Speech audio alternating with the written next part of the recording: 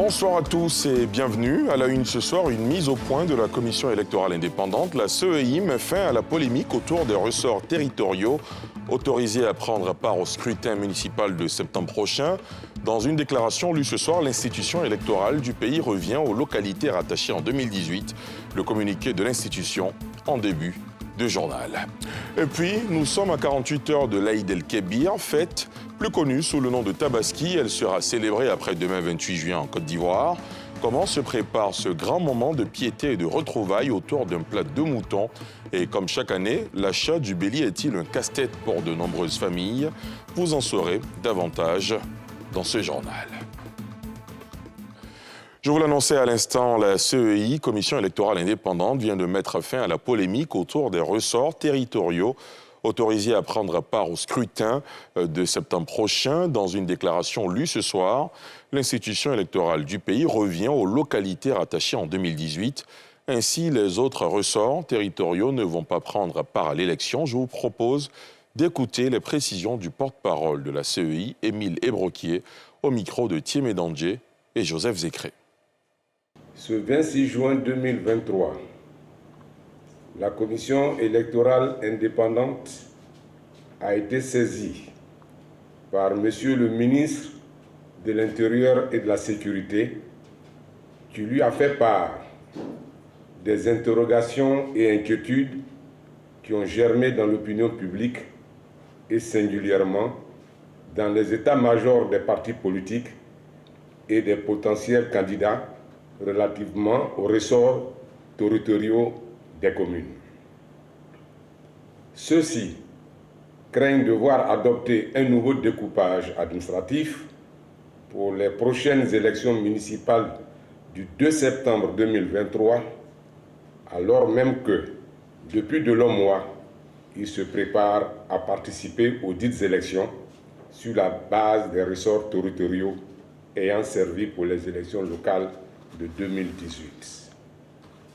En raison de ces interrogations et inquiétudes, le ministère de l'Intérieur et de la Sécurité, dont relève la détermination des ressorts territoriaux, a demandé à la Commission électorale indépendante de bien vouloir reconduire le découpage territorial qui a prévalu en 2018. Par conséquent, la Commission électorale indépendante engage instamment l'ensemble de ses commissaires centraux et locaux ainsi que ses services techniques à procéder comme le demande le ministère de l'Intérieur et de la Sécurité. À quelques jours de la fête de la Tabaski, les célébrants se ruent dans les marchés pour faire leurs provisions afin de concocter le jour J des mets les plus savoureux les uns que les autres. Ces achats qui devaient être un plaisir ont laissé à ces consommatrices un goût amer, semble-t-il. La raison, la cherté des produits qui contrarie tout autant les clients que les commerçantes, comme nous le montrent Nadia Edja, Bénédicte Siluyer et Tanguy Conan. Plus que 2 jours avant la fête de la Tabaski, moment choisi par Minata pour faire ses provisions au marché Gouro d'Adjamé. Venue de Dabou pour ses courses, elle devra retourner chez elle sans avoir pu acheter tous les produits de sa liste. La raison, le coût des denrées, jugé trop élevé. Avec ses 15 000 francs CFA, elle ne peut prendre que très peu de produits. On vient 15 000 pour faire acheter, on ne peut rien acheter. L'huile même, c'est la cata. Tomate, on ne peut même pas parler de faire de tomates. Oignon est cher, 1 kilo à 700. C'est trop cher. Avant, 1 kilo, c'était à 400. Mais c'est venu à 700. J'ai pu acheter oignon, huile, tomate, pâte.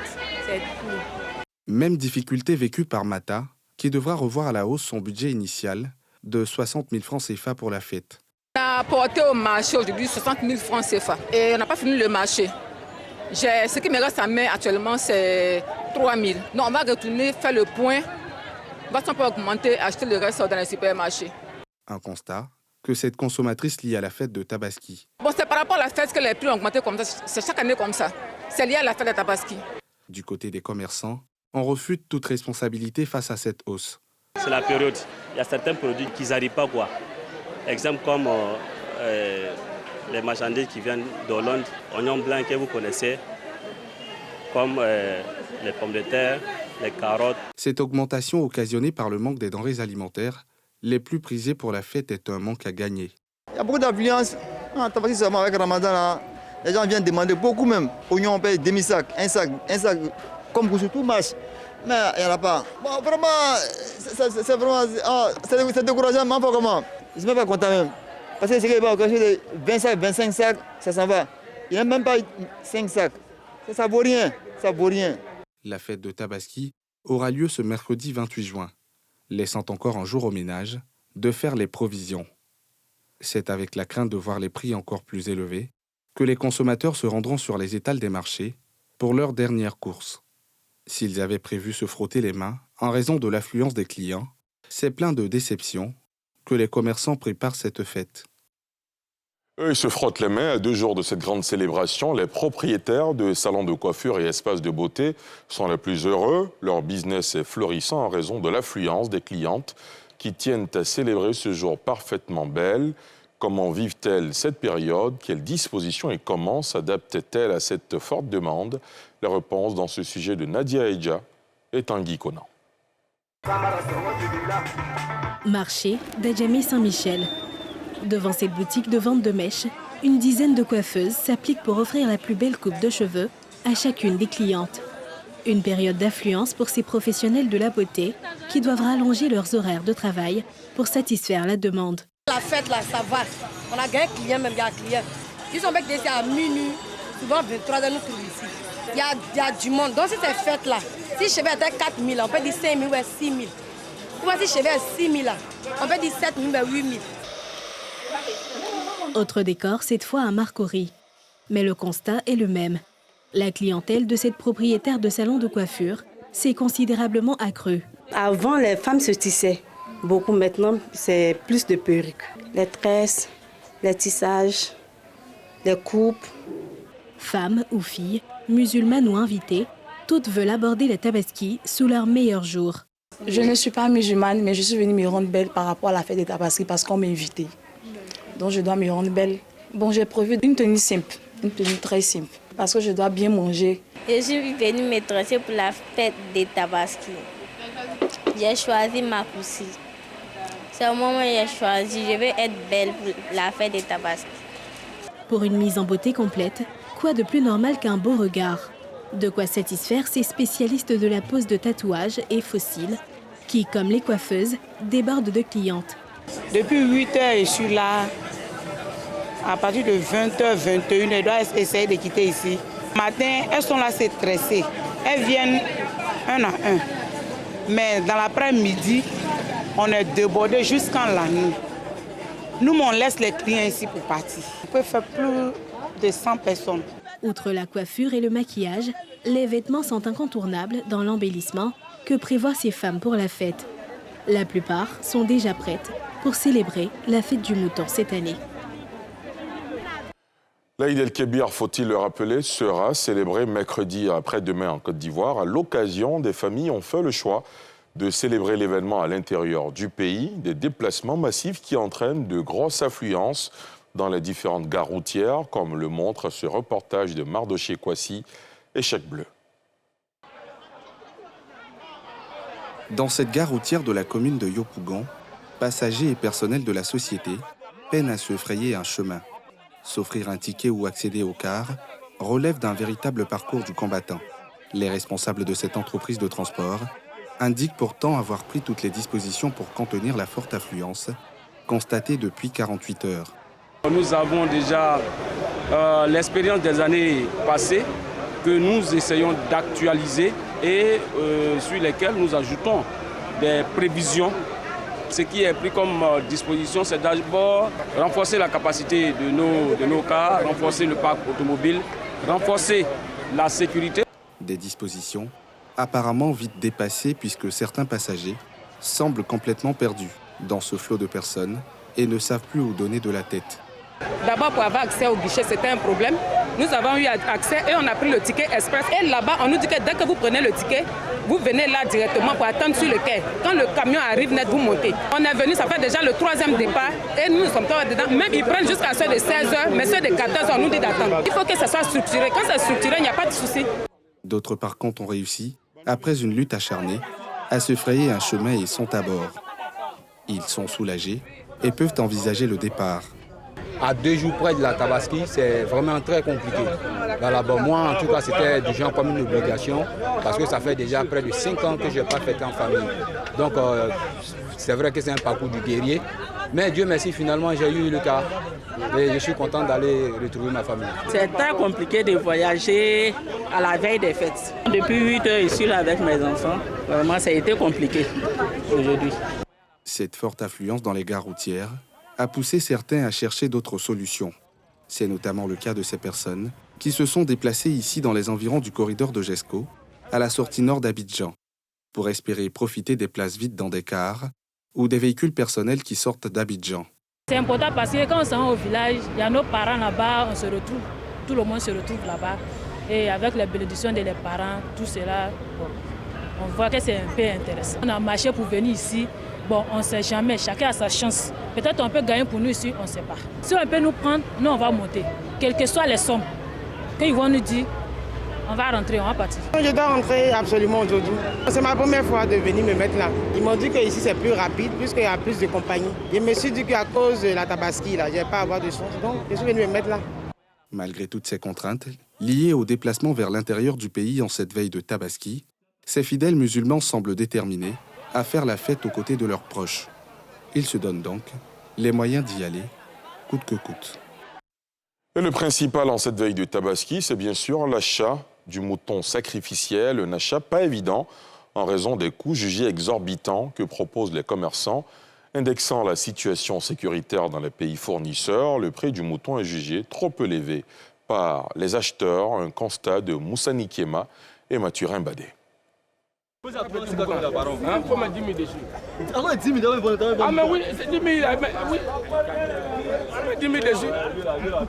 À 2 jours de la Tabaski, difficile de s'accorder sur le prix du mouton sacrificiel. Des prix jugés trop élevés. Ah, franchement, ça ne va pas. Le marché, actuellement, on ne peut pas payer le mouton. C'est très cher. Donc, vraiment, si vous pouvez revoir, bon, je ne sais pas si vous pouvez faire quelque chose, hein, mais en tout moment où on est là, vraiment, c'est très cher. Voilà, là, on te parle de... Vous avez dit quoi même? Il dit 135 derniers prix. Il dit 135 derniers prix. Ça, là, on payait ça à 80 000 francs, 70 000 francs, mais en ce moment, là, vraiment, on ne peut pas payer. Ah, bon, là, on est là d'abord, on l'a discuté. Si ça va pas, on va laisser, hein. On va les payer viande pour faire Tabaski. Des prix qui, selon les commerçants, se justifient par la situation qui prévaut dans les pays fournisseurs. Cette année-là, vraiment, c'est cher. L'année passée, les prix étaient un peu abordables.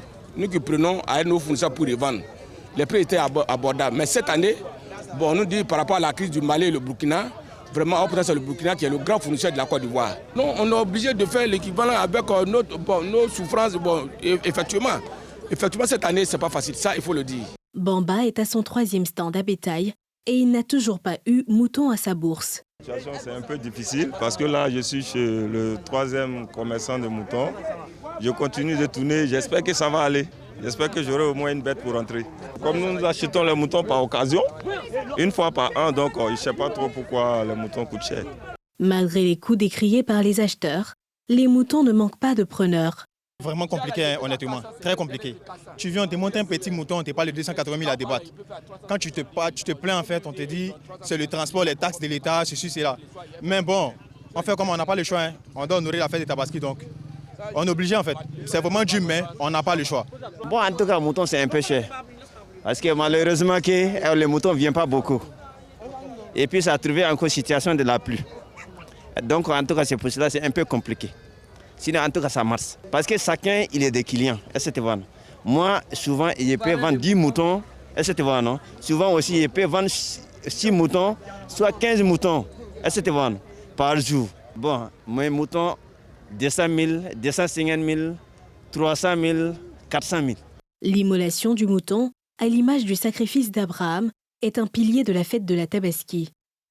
Pour le district d'Abidjan, c'est environ 120 000 têtes d'ovins et de caprins qui sont attendus. Dans un autre registre, une semaine après le drame professionnel qui s'est produit à Industrap, en zone industrielle de Yopougon, nos reporters ont retrouvé les traces d'un employé contractuel victime de l'accident. Jeune bachelier, il abrège ses études et intègre le milieu professionnel. Une aventure qui a failli s'arrêter le jour des faits et emporter avec lui ses ambitions d'aider à améliorer le quotidien de sa famille. Un témoignage émouvant recueilli par Thiemé Dandje et Joseph Zécré. Zone industrielle d'Abidjan-Yopougon. Mercredi 14 juin dernier. Le mur intérieur de séparation entre le magasin de stockage des matières premières et l'atelier de production s'écroule. Aux premières heures, plusieurs victimes, dont des blessés évacués dans des centres de soins. Parmi elles, cet employé contractuel à qui sourit la bonne fortune. Jeune bachelier, il abrège ses études et intègre le milieu professionnel. Une aventure qui a failli s'arrêter le jour des faits et emporter avec lui ses ambitions d'aider à améliorer le quotidien de sa famille. Moi, je mets, comment on appelle ça, tôle là, dans la machine et puis là, il n'y a plus. Le bouton et la machine plie, en haut et en bas. Je travaille avec ma machine. Du coup, le mur a bougé et il me s'est retrouvé à l'hôpital. Le mur est tombé sur la machine.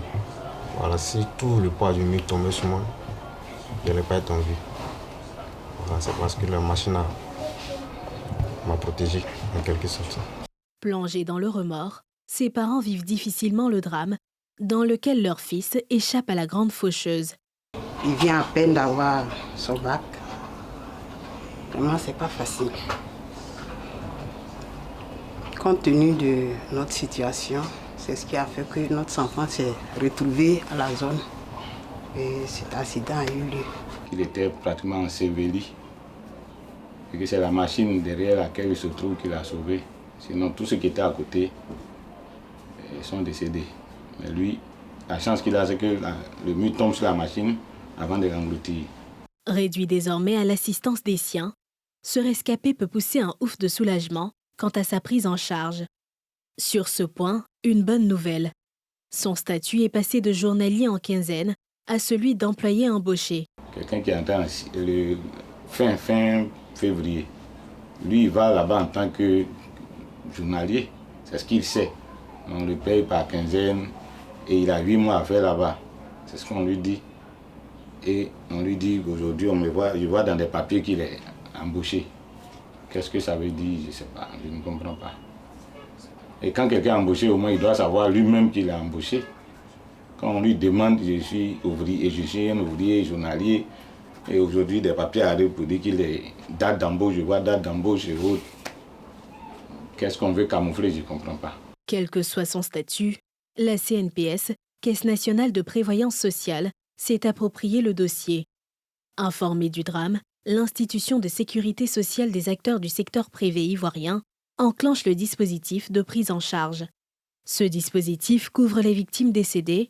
Pour cette cible, les mesures prévues en la matière sont déclinées. C'est une rente qui est payée aux conjoints survivants mariés, à tous les enfants de l'assuré décédé, que ce soit des enfants du mariage ou des enfants pour lesquels les parents ne sont pas mariés, peu importe, ils sont pris en compte. Si les ascendants, père et mère, sont encore vivants et qu'il est prouvé qu'ils étaient à la charge de l'assuré décédé, eux également sont pris en compte dans le paiement de cette rente-là.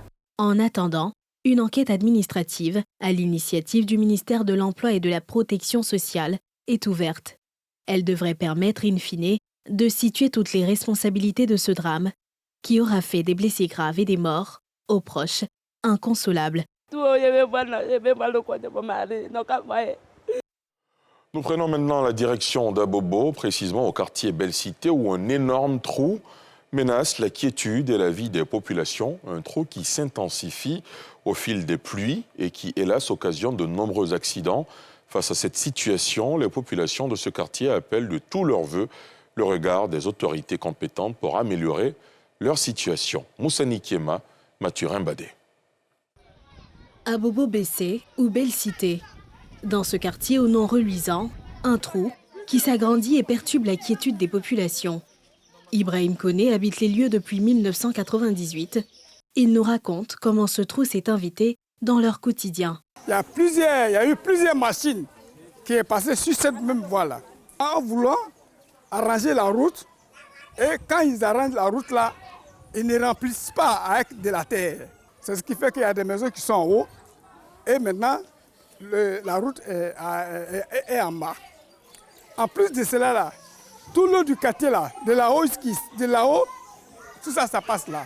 Et depuis quand les machines ont commencé à tracer la route là, il n'y a plus de direction d'eau aller ailleurs.